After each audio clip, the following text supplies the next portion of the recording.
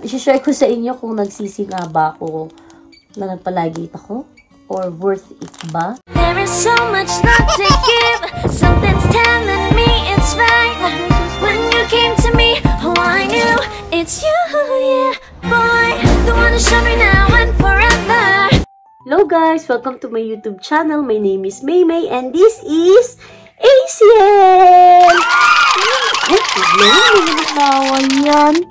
Ano ba yan? Hi, baby! Hi, my baby big girl! Shashi! Hi, my baby! So, hello guys! Welcome to my YouTube channel with Kurot. Yan ang ating pagiging mami, no? Aray ko! So, yun na nga mga kamamis. Hello sa inyo. Ngayon ay mag-vlog ako. Medyo matagal na walang vlog. Pero ngayon ay mag-a-update ako sa inyo kung ano ba yung naging experience ko sa CS plus ligation. Sensya na kahit may batang maliit na nakikisali sa atin ngayon. Dati si ate ngayon ang aming bunsuna. So, ngayon, share ko sa inyo kung ano nga ba yung mga naging experiences ko sa C-section or CS, cesarean section, plus tubal ligation or bilateral tubal ligation. Ano nga ba yung naging healing process ko? Ano nga ba yung naranasan ko? Or kung mahirap ba siya? Or kung nagsisi ba ako, nagpaligate ako, may sumasambay. I-share ko sa inyo kung nagsisi nga ba ako na nagpaligate ako? Or worth it ba? Bakit namin na-consider na, sige na magpapalagate na, kung bakit kami napunta doon sa decision na yun. Kasi hindi siya madaling decision. Hindi siya decision lang ng isang tao lang. Ito ay talagang decision yung mag-asawa. Ano ba yung mga naging considerations naming mag-asawa kung bakit ba kami ay nagpaligate na, nag-decide na magpaligate na? First, kasi for medical reasons. Meron ako mga existing na medical condition. Although, hindi naman ako inoblige or hindi ako inobliga na magpa-ligate. Pero kami yung talagang, may usapan na kami ng husband ko before na maximum na talaga namin yung dalawa. Sabi nga ng husband ko, masaya na siya na nagkaroon kami ng Miriel. Ayaw niya akong i-pressure na magkaroon pa ng isa. Okay na daw kami sa isa. So, honestly guys, nag-decide na talaga kami na okay na kami kay ate Miriel. Doon sa panganay ko. Pero dumating kasi yung point na mula 3 years old siya, naghahanap siya ng kapatid. Gusto niya ng kapatid na kahit isa lang, ganyan. Lagi-lagi niya lang sinasabi. And parang, syempre nakikita siguro niya sa school, sa mga friends namin na merong mga kapatid. Tapos siya lang daw yung walang kapatid. Parang naawa talaga kami. Kasi isang anak lang din ako. So alam ko yung pakiramdam na habang tumatanda yung magulang mo, talagang parang mafe-feel mo na, ay, gusto parang iba pa rin talaga yung meron kang kasamang lumaki. Napag-usapan na namin na after ng second na panganganak ko ay magpapaligate na ako. Especially na CS na kasi ako kay Miriel. And so, sa pangalawa namin, nag-decide na kami na along with my OBGYN and doctor na magpapa-CS na rin ako dito sa pangalawa. Lalo na meron din akong mga na-experience talaga. May naging experience din ako na meron akong problema sa pagbubuntis sa kanya. Second is yung financial reasons. Alam naman natin, di ba, sobrang hirap ng buhay ngayon. Lahat napakamahal, gatas, diaper niyan, ang mamahal, di ba? Lahat ng bagay. At habang lumalaki yan, mas lalong lumalaki yung pangangailangan nila. Pasensya na kayo, medyo may sipon ako ngayon, kaya parang iba yung boses ko. Pinakamalaki rin talagang, bagay yan na iisipin natin. Kung kaya ba nating silang tustusan. Alam naman natin na obligasyon natin sila, responsibilidad natin yung mga bata. So talagang kami alam namin na maximum na kaya lang naming suportahan is dalawa. Very grateful din ako kasi talagang natutukan ko yung dalawa, lalo yung panganay ko, nakikita ko siya habang lumalaki. Andyan ako para sa kanya. So, grateful talaga ako kahit mahirap. Mahirap ang maging housewife, mga kamamis. Then, the third one is yung for our mental health din. Iba yung hirap ng pagkakaroon ng mga anak kayo. Talagang magsasuffer din talaga sa una. Lalo pag baby pa at maliliit pa sila. Yung pagsasama, ay nako, kung ano-ano ng pinipindot. Yung pagsasama naming mag-asawa talagang siya muna yung medyo naisasantabihan dahil nga nagiging priority ang mga anak kapag maliliit pa. Of course, priority natin ang ating mga asawa, pero talagang aminin natin mga kamamis na pagka nandito tayo sa stage ng bata pa sila, talagang tutok sila muna sa ngayon. Yun yung mga naging tatlo sa pinaka-kinonsider namin talaga na kung bakit na humantong kami sa dalawa lang. And honestly, sobrang worth it talaga siya. Lalo na kung kayo yung tipo, kasi kami yung tipo ng couple na gusto namin na kontrolado namin yung mga bagay-bagay. Katulad nito, malaking desisyon siya. Katulad sa kay Miriel, 5 years kami bago nag-baby, and then yung age gap nila is almost 6 years na, hindi nga 5 years kasi 6 years old na yung panganay ko ngayon. 6 months old pa lang tong baby namin. Malaki yung pagitan talaga nila. Pero very grateful ako at ganun kasi mas madali talaga sa akin tong naging age gap nila. Ano ba yung naging experience ko sa CS with ligation? Honestly, mga kamamis, magiging honest po ako sa inyo, masakit talaga siya. Masakit yung cesarean section or yung CS, masakit na siya eh. Talagang, yan talaga yung mga pain na hindi mo malilimutan talaga kasi talagang hindi ka makakabangon. Pero talagang ang importante kasi dyan is yung tatatagan mo yung loob mo kahit masakit. Yun talaga yung secret sa CS eh. Yung kailangan ilalakad mo talaga yan. Paglabanan mo talaga yung tolerance mo sa pain, talagang dapat ilalaban mo yan dahil mas mabilis ang healing. Malaking tulong sa akin yung paglalakad kasi mas madali ako naka-recover. So akala ko nga mga kamamis pareho lang yung magiging experiences ko doon sa CS ko, saka sa unang CS ko plus dito sa pangalawa kahit may ligation. Pero mamis, ibang-iba.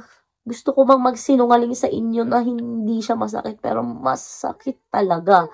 Sobrang iba siya doon sa first CS ko, dito sa pangalawang CS ko with ligation. Kasi talagang akala ko, okay ako, kaya ko. Talagang palong-palo na, ano pala, kinabukasan, naglalakad na talaga ako. Kaya ko na, umuupo na ako. Kasi, ano ako parang palaban. Yung kahit masakit siya, hindi, tatayo ko yan. Kasi sabi nila, gagaling ako agad pag tumayo ako. So, alam niya na, nakikita yan ng mga kaibigan ko pag dumadalaw sila na talagang gumagalaw na talaga ako kahit na unang day pa lang ng CS ko. So, akala ko, magiging same lang siya dun sa first CS ko, pero mamis, nagkamali ako. Kasi kahit anong lakad ko, anong ginawa ko, katapangan talaga para mabilis akong gumaling, pero masakit siya, mga kamamis. I mean, hindi siya yung tipo ng sakit na within 1 month mawawala. Honestly, ngayon ay 6 months old na nga yung anak ko, magsi 7 months na siya as of this vlog. May kakaiba pa rin. Pag may period ako, iba yung pain niya. And I believe na dahil din yun sa ligation. Kasi dati, naalala ko nung na-CS ako, wala ako nafe-feel sa both sides ko Yung parang dito, may nafe-feel ako dito. Pagka parang dito banda. May pain ako sa dalawang sides. And I think baka dun yun sa kinat na fallopian tube. Or, kasi di ba may part lang, may part na kinat dahil sa ligate And sobrang painful siya kapag lalo pagre-reglahin ako.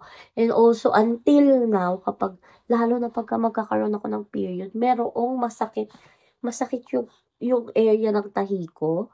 Masakit siya. May kakaiba. Hindi ko ma-explain yung sakit, pero masakit siya. Tender siya pag hinawakan at habang nangungulit ang aking bulinggit. Ha ha ha! Commercial. Mas matagal yung naging healing ko. Nagkaroon ako ng mas bleeding dito kapag kumilos ako. Grabe, nagbi-bleeding agad ako lalo na nung bagong panganak ako. 1 buwan na, dinudugo pa rin ako. Ang lakas pa rin kapag masyado ako natagtag. Kasi nga, ako palaban talaga biyahe-biyahe na kami, nagbabakasyon. Pero pag natatagtag ako, nagbi-bleeding ako ng sobra-sobra. Bongga talaga yung aking pagdudugo. And so, kaya dito sa aking CS with ligation is medyo mas mahirap talaga siya, mga kamamis. Mas mahirap yung healing niya. And kailangan talaga kahit mentally matapang ka, pero talaga kailangan mong ipahinga yung katawan mo kasi yung physical pain talaga ay ibabalik sa'yo kapag hindi mo ipinahinga. Kasi ako talagang, kahit sobrang palaban ko talaga, pero yung katawan ko yung bumibigay. Kahit mentally, alam kong kaya ko, pero iba yung nangyayari talaga. Magbi-bleeding ako, sasakit yung likod ko, yung balakang ko, yung tahi ko. gusto ko maging honest sa inyo na lalo yung period ko, masakit talaga siya sa normal. Hindi ako ganong mag-period. Wala akong nararamdaman na pain na ganon. And then, ano pa ba? Yun nga, nagkaroon din kasi ako ng problema sa second CS ko eh. Yun, masyado ngang nag-bleeding and I think dahil nga sa ligate nga yun, syempre sa ligation din yun kaya nangyari. And again guys, disclaimer, hindi naman lahat ganun, no? Iba-iba. Ako kasi nung nanganak ako sa kanya, bumagsak din yung potassium ko, nag-dehydrate ako, tapos yung BP ko bumagsak din ng 70/30. Kaya grabe talaga yung naging experience ko sa kanya. Na naging grateful na lang ako na nagpa-ligate na ako. So kung tatanungin niyo ako kung nagsisi ba ako na nagpa-ligate ako, hindi po. Sobrang grateful ako, thankful talaga ako sa asawa ko na kinausap niya ako. Kasi before, nung nakasign na kami ng waiver, pero tinanong pa rin ako ilang beses na mga doktor kung sure na ba kami na magpapaligate ako. And parang last minute, nagbabago yung isip ko, kinausap ko yung husband ko. Sabi ko, sure, parang na ayoko na magpaligate kasi sure ka ba na hindi ka na maghahanap ng baby boy? Pero kasi ako, kahit alam ko na happy naman yung husband ko, tinanong ko pa rin, baka kasi maghanap siya ng baby boy na anak. Pero, umutot pa tong anak ko. Pero kinausap niya nga ako na kung siya lang yung iniisip ko, magpaligate na ako. Dahil siya, ang importante sa kanya ay okay ako. At sabi niya sa akin, hindi ko malilimutan na masaya na siya kay Miriel. Bonus na lang daw na nagkaroon kami ng pangalawa. Thank you talaga sa husband ko doon sa yung words of encouragement niya na yun, yung parang validation na natanggap ko.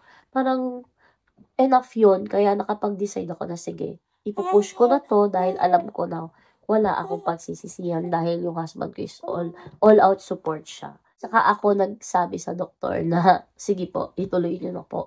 Kasi parang last minute yun eh, teka lang, kasi sinabi sa akin wala na raw back outan to dahil talagang permanent na siya. Permanent na siya na birth control.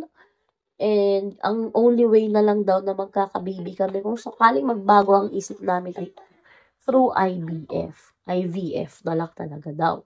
So, parang ako, okay. So, parang doon tuloy ako. Kasi ilang beses ako paulit-ulit na kinausap. Kaya parang nagduda ako doon sa decision ko. Or baka kasi nga yung husband ko, siya lang naman yung iniisip ko din that time. And, alam mo yun, ang dami kong iniisip noong time na yun. Siguro, alam mo na, halo-halo na paano kung may nangyari. Hindi na ako magkakaroon ng isa pang anak. Parang ganun. Parang ang dami kong iniisip. Pero ako talaga, kung ako yung tatanungin, gusto ko talaga dalawa lang. And ang sinabi ko lang sa doktor, i-check yung baby. Dahil nga nakuna na rin ako, ang sinabi ko lang sa doktor before ako i-ligate, i-check lang si baby kung healthy siya at buhay. Yun lang ang sinabi ko. Kapag healthy si baby at walang problema sa kanya, ituloy nila yung pagpapaligate ko. And yun nga, after ko siyang ilabas nung na-CS ako, tinanong pa rin ako, as in, kakakuha ko lang sa kanya, kakabigay lang nila sa akin, I mean. Pagkaabot nila, tinanong ulit ako kung, itutuloy ba? Alam niyo yun, yung parang naka-anesthesia ka, pero talaga namang palong-palo, hanggang huling sandali, tinanong pa rin ako kung sure ako, dahil nga, permanent birth control to, kung meron man siyang 1 to 2% na chance na mabuntis, ay sobrang rare na siya. Grabe ng himala yun, no? Talagang para sa amin na siguro pag nabuntis pa rin talaga ako, pero sa wag naman. At talagang hirap na ako. Okay na ako sa dalawa, sobrang happy na ako. So, wala akong pagsisisi na naligate ako. Although, mas masakit yung period ko sa ngayon, yung bleeding ko sobrang grabe yung bleeding ko pag may period ako during the first 4 months. Pero worth it yun kung iisipin ko yung hindi na ako mabubuntis.